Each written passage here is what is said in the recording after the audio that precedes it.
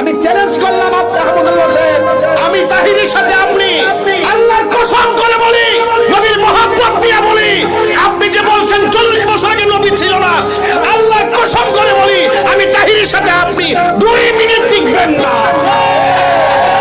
2 minute টিকবেন না।